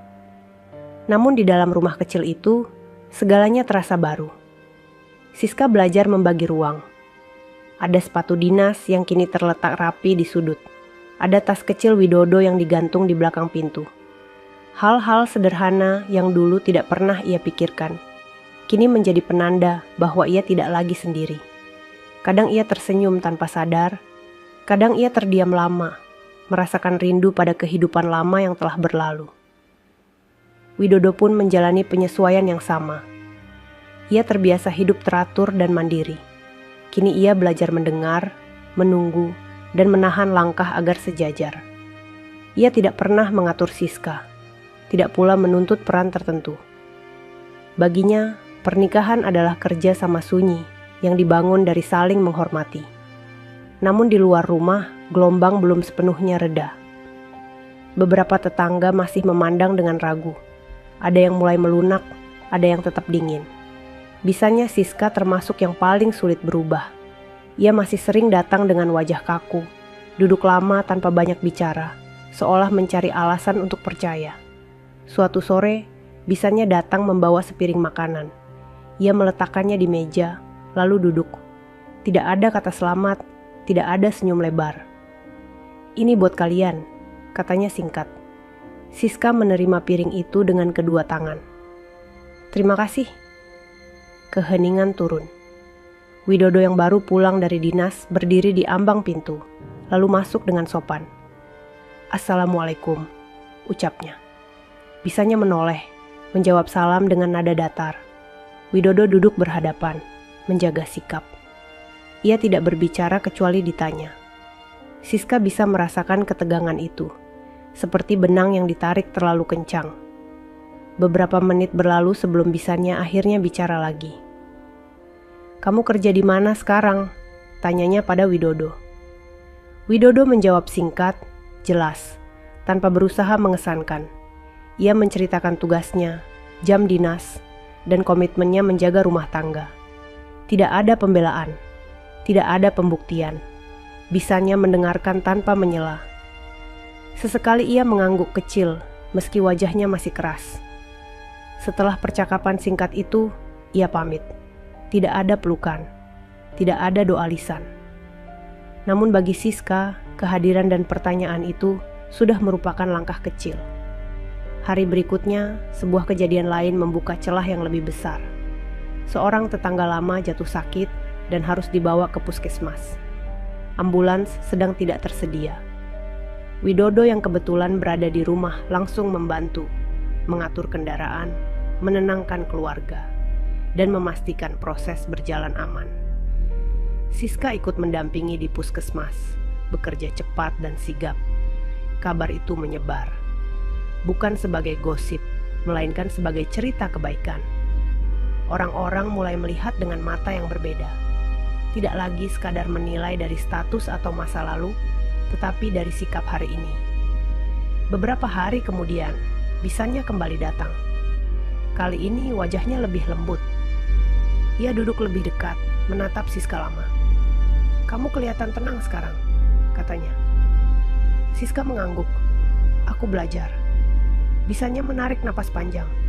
"Aku dulu takut kamu salah lagi, takut kamu disakiti." Siska menunduk. "Aku juga takut." Kejujuran itu membuat jarak yang tersisa runtuh perlahan. Bisanya menoleh pada Widodo.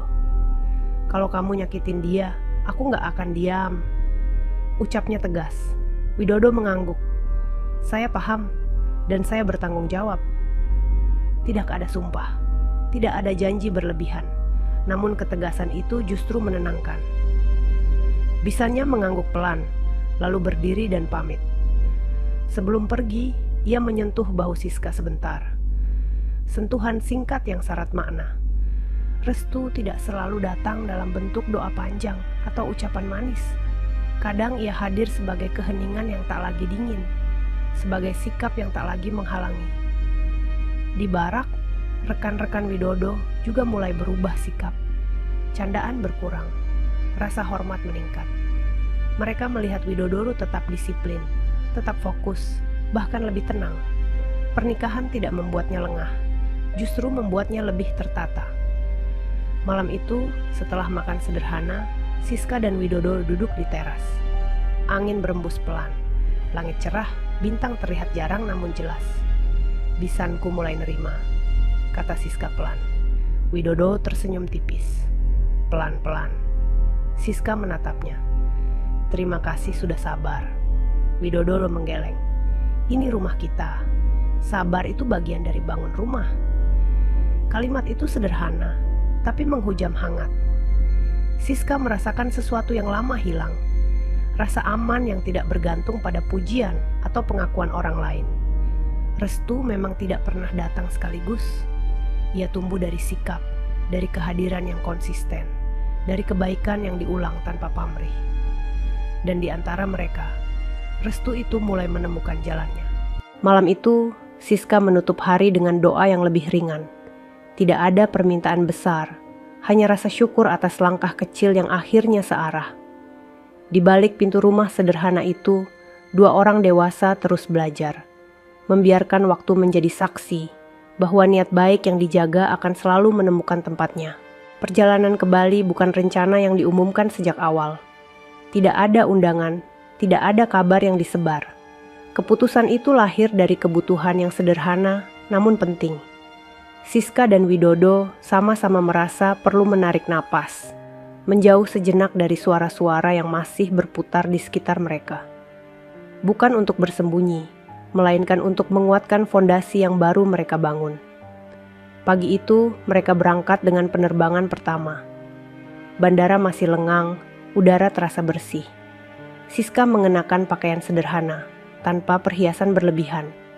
Wajahnya tampak tenang, meski matanya menyimpan rasa harap yang belum berani diucapkan. Widodo berjalan di sampingnya, membawa tas kecil, sesekali menoleh memastikan Siska baik-baik saja. Di pesawat, mereka duduk berdampingan. Tidak banyak bicara, hanya sesekali bertukar pandang dan tersenyum kecil. Siska menatap keluar jendela, melihat awan bergerak pelan. Untuk pertama kalinya sejak lama, ia merasa benar-benar berada di perjalanan yang ia pilih sendiri. Sesampainya di Bali, udara hangat menyambut mereka. Langit cerah, aroma laut samar terasa. Widodo mengantar Siska ke sebuah resort kecil namun mewah, tersembunyi di balik pepohonan dan taman yang tertata rapi. Tidak ramai, tidak mencolok. Tempat itu menawarkan keheningan yang mereka cari. Siska terdiam sejenak saat memasuki kamar. Cahaya matahari sore masuk melalui jendela besar, menyentuh lantai kayu dan spray putih yang rapi. Pemandangan laut terlihat dari kejauhan. Semua terasa asing sekaligus menenangkan. "Bagus," ucap Siska pelan. Widodo tersenyum. "Aku pilih yang tenang." Mereka meletakkan barang, lalu duduk berhadapan di kursi dekat jendela. Angin laut berhembus lembut, membawa suara ombak yang teredam. Keheningan itu bukan canggung. Ia seperti ruang kosong yang sengaja dibiarkan agar perasaan bisa bernapas. Siska memandang tangannya sendiri. "Aku masih sering mikir," katanya pelan. Widodo menoleh, menunggu. "Tentang masa lalu," lanjut Siska. "Tentang omongan orang, tentang takut salah." Widodo mengangguk. "Aku juga." Ia tidak menutupinya, tidak berpura-pura kuat. Ia menyadari keberanian terbesar bukan pada sikap tegar, melainkan pada kejujuran mengakui ketakutan. "Kalau nanti aku lambat," kata Siska, suaranya hampir bergetar. "Kalau aku butuh waktu." Widodo menjawab tanpa ragu, "Aku di sini." Kalimat itu singkat, namun terasa penuh. Siska menoleh, menatap wajah Widodo yang diterangi cahaya sore. Tidak ada desakan di sana. Tidak ada tuntutan. Hanya kesediaan untuk hadir. Menjelang senja, mereka berjalan menyusuri taman resort. Lampu-lampu kecil mulai menyala, menciptakan suasana hangat. Siska merasakan ketenangan yang tidak ia dapatkan dari tempat manapun sebelumnya. Tidak karena mewahnya lokasi, melainkan karena perasaan aman yang tumbuh di dalam dirinya. Malam turun perlahan. Makan malam disajikan sederhana di meja kecil dekat kolam. Lilin menyala, angin laut berembus pelan. Mereka makan dengan tenang, saling bertukar cerita ringan tentang masa kecil, tentang mimpi yang dulu terasa jauh. Widodo bercerita tentang bengkel kecil tempat ia pertama kali belajar hidup. Tentang ibunya yang keras namun penuh kasih. Tentang keputusan menjadi prajurit yang tidak semua orang pahami. Siska mendengarkan dengan seksama. merasakan benang-benang takdir yang membawa mereka ke titik ini. Siska pun bercerita tentang hari-hari sebagai bidan, tentang tangis dan harapan yang ia saksikan, tentang kehilangan yang membentuknya. Tidak ada air mata malam itu, hanya kejujuran yang mengalir tenang. Kembali ke kamar, suasana terasa berbeda. Heningnya lebih dalam, lebih pribadi. Siska berdiri di dekat jendela, memandang laut yang gelap berkilau. Widodo berdiri beberapa langkah di belakangnya, menjaga jarak seperti biasa. "Kita pelan-pelan," kata Widodo, mengulangi kalimat yang pernah ia ucapkan sebelumnya. Siska mengangguk. Ia menoleh, lalu tersenyum tipis. "Terima kasih." Tidak ada gerakan tergesa, tidak ada pembuktian. Yang ada hanya dua orang yang memilih saling menghormati batas, menjadikan malam itu sebagai ruang penguatan, bukan tuntutan. Mereka duduk berdampingan, berbagi kehangatan yang sederhana. Siska menyadari, malam pertama bukan tentang apa yang terjadi secara fisik, melainkan tentang rasa aman yang lahir dari kepercayaan. Tentang keyakinan bahwa ia tidak harus menjadi siapapun selain dirinya sendiri. Di luar, suara ombak terdengar lebih jelas. Di dalam, waktu berjalan lebih pelan. Widodo menatap Siska dengan penuh perhatian, seolah memastikan setiap detik berjalan sesuai irama yang ia janjikan. "Aku bersyukur," ucap Siska pelan. Widodo menoleh. "Aku juga." Doa dibacakan singkat. Tidak ada kata yang berlebihan, hanya permohonan agar langkah mereka dijaga, agar hati mereka tetap rendah, agar niat baik yang dibangun tidak goyah oleh apapun. Malam itu berlalu dalam keheningan yang hangat. Siska memejamkan mata dengan perasaan yang belum pernah ia rasakan sebelumnya. Bukan euforia, bukan ketakutan, melainkan ketenangan yang utuh. Bali tidak memberi mereka keajaiban yang meledak-ledak. Ia memberi ruang. Dan di ruang itulah, Siska dan Widodo menemukan makna baru tentang kebersamaan. Bahwa cinta tidak selalu datang dengan gemuruh. Kadang ia hadir sebagai ombak yang setia, memeluk pantai berulang kali tanpa lelah. Malam di Bali menjadi penanda, bukan puncak. Ia menjadi pengikat yang sunyi, menguatkan janji yang sudah diucapkan dengan sadar. Dan ketika mereka akhirnya terlelap, tidak ada lagi suara luar yang mengganggu. Hanya dua hati yang memilih berjalan searah, dengan langkah yang kini lebih mantap daripada sebelumnya. Pagi di Bali datang dengan cahaya yang lembut. Matahari muncul perlahan dari balik garis laut, menumpahkan warna keemasan ke jendela kamar. Siska terbangun lebih dulu. Ia duduk di tepi ranjang, mendengarkan napas Widodo yang teratur. Ada rasa syukur yang mengendap, tenang, tidak meledak-ledak. Ia membuka jendela sedikit, membiarkan udara asin menyentuh wajahnya. Di kepalanya, potongan hidup berputar. Jalan panas di kota kecil, mobil mogok, kata-kata yang melukai, tangan kotor yang bekerja dalam diam. Semua itu terasa jauh, bukan karena dilupakan, tetapi karena telah ditempatkan pada tempatnya. Siska menyadari, hidup tidak pernah menghapus kesalahan. Ia mengajarkan cara menanggungnya dengan rendah hati. Widodo terbangun dan duduk di sampingnya. Mereka saling menatap tanpa kata. Senyum kecil muncul, lalu menghilang, digantikan hening yang nyaman. Widodo merapikan selimut, memastikan Siska tidak kedinginan. "Kita sarapan," ucapnya pelan. Mereka berjalan keluar kamar. Pagi masih sepi. Resort itu terasa seperti dunia kecil yang dititipkan sementara. Siska memandang sekeliling, meresapi ketenangan yang jarang ia rasakan. Bukan karena jauh dari rumah, melainkan karena tidak ada yang perlu ia buktikan. Di meja sarapan, mereka berbincang ringan. Tentang rencana pulang, tentang pekerjaan yang menunggu, tentang hal-hal kecil yang ingin diperbaiki di rumah. Percakapan itu sederhana, tapi terasa dewasa. Tidak ada janji berlebihan. Tidak ada harapan yang mengawang. Yang ada hanya kesadaran bahwa hidup akan berjalan. Dan mereka akan berjalan bersama.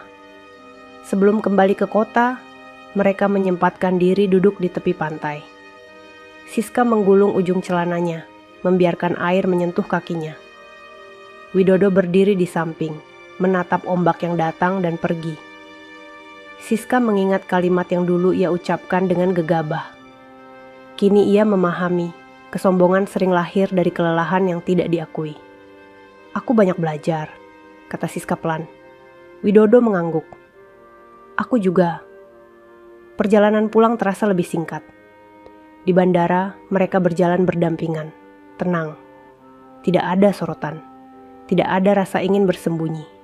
Setibanya di kota, kehidupan menyambut dengan segala kebiasaannya. Suara motor, debu jalanan, tatapan orang-orang yang kadang masih menyimpan tanya. Di rumah, Siska menata kembali barang-barang. Widodo membantu tanpa diminta. Ia menggeser lemari, memperbaiki engsel pintu, mengatur kabel yang sempat berantakan. Tangan yang sama yang dulu membuka kap mobil kini bekerja di ruang yang sama, dengan tujuan yang lebih luas. Beberapa hari kemudian, Siska kembali ke puskesmas. Ia disambut pasien dengan senyum. Ada yang bertanya kabar, ada yang mengucap selamat tanpa berlebihan. Siska menjawab seperlunya. Ia tidak ingin kisah hidupnya menjadi bahan tontonan. Ia ingin pekerjaannya berbicara. Widodo kembali ke barak. Ia berdiri di apel pagi dengan sikap yang sama, tegap, fokus, dan rendah hati. Rekan-rekan memperhatikannya. Tidak ada candaan berlebihan, yang ada rasa hormat yang tumbuh perlahan. Widodo menjalani tugasnya seperti biasa, namun ada ketenangan baru yang menyertai langkahnya. Di rumah, bisanya Siska mulai sering datang. Tidak selalu membawa kata-kata manis, tetapi kehadirannya tidak lagi dingin. Suatu sore, ia membantu Siska menyiapkan makanan. Widodo datang dan ikut membantu memotong sayur. Pemandangan itu sederhana, namun mengandung perubahan yang nyata. "Masakanmu enak," kata bisanya pada Widodo, singkat. Widodo tersenyum tipis. "Terima kasih." Siska menatap mereka, merasakan sesuatu mengendur di dadanya. Restu memang tidak selalu diucapkan. Kadang ia hadir sebagai kebiasaan baru, yang pelan-pelan diterima. Waktu berjalan, gosip yang dulu keras mulai melemah. Orang-orang menemukan kesibukan baru. Yang tersisa adalah penilaian yang dibangun dari apa yang terlihat sehari-hari. Widodo yang sigap membantu. Siska yang tetap melayani dengan hati. Rumah yang tertata tanpa pamer.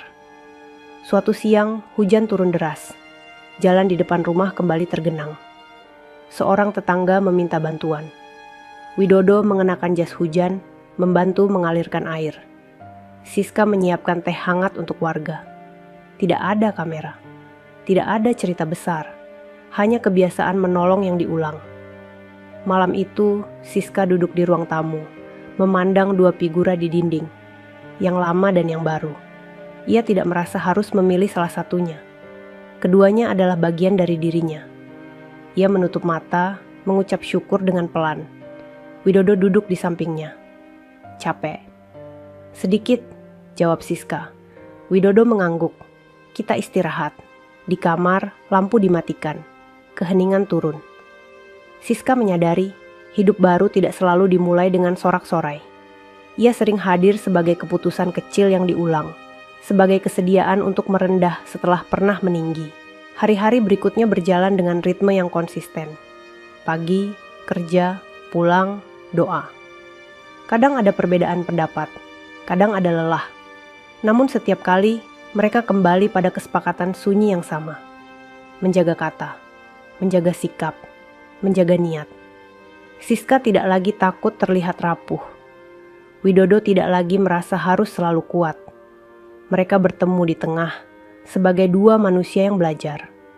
Tidak ada gelar yang dijadikan tameng, tidak ada seragam yang dijadikan jarak. Di kota kecil itu, cerita lama perlahan berubah menjadi ingatan. Mobil mogok masih kadang terjadi, panas siang masih menyengat.